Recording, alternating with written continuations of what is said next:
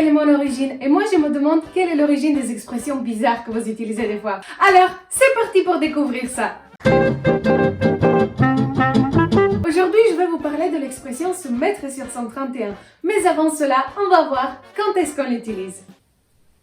Guéry, oublie pas, il faut que tu te mettes sur ton 31 ce soir. Hein. Oui. 34. 34. J'ai que dit 34, j'ai pas dit 31. Je me trouve grosse.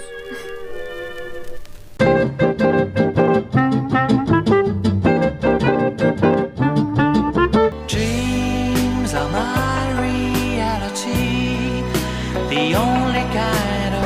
Enfin, tu vois, j'ai chopé le gros lot, moi. Tu es encore plus bonne que sur les photos sur Tinder, frère. Et tu as vu, je me suis mis bien classe pour toi et tout.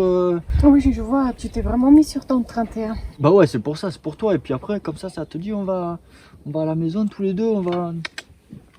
Charmant. Alors? Non merci, je dois me lever très tôt. Vas-y, tu payes alors.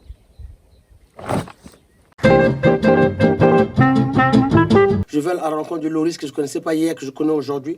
Pourquoi je me mettrais pas sur mon 32? Regarde ma tenue. 31. Non, 32. 31 c'est pour lui, non. Mais Loris, si tu parles au bachelor. Ah ouais, d'accord. Bachelor n'est pas au 31, le bachelor est au 32, 33. Ah ouais, d'accord.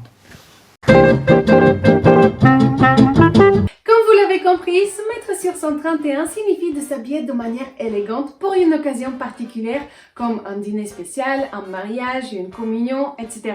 Mais d'où ça vient? Quand j'ai entendu cette expression, je me suis dit tout de suite que cela doit provenir du 31 décembre où tout le monde se rend beau et élégant pour le réveillon, mais en fait pas du tout. Alors, il y a plusieurs hypothèses, mais je vais vous en donner les deux qui me semblent le plus véridiques. La première nous fait revenir au Moyen-Âge, où on désignait un tissu de luxe que uniquement les riches portaient, qui s'appelait le 30 ans. De plus, se mettre sur signifiait mettre sur soi. Donc, ceux qui mettaient sur soi leur 30 ans devaient être bien élégants. L'autre hypothèse qui ne semble pas moins probable nous vient de la Prusse et plus précisément de l'armée. Le 31 du mois, les militaires étaient particulièrement contents puisqu'ils se voyaient verser une prime nommée le supplément d'entretien. Le 31 n'apparaissait que 7 fois dans l'année et il était donc célébré. Pendant ces moments, des visites étaient organisées dans les casernes et les soldats devaient se mettre sur leur plus beau jour.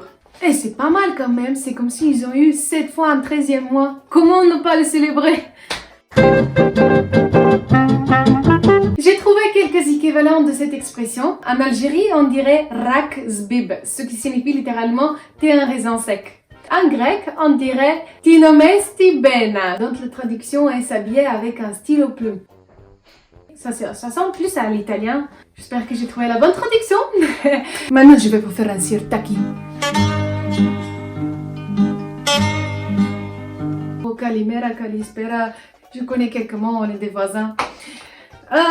Et en bulgare, on dirait istupansam, ce qui signifie littéralement je suis époussetée.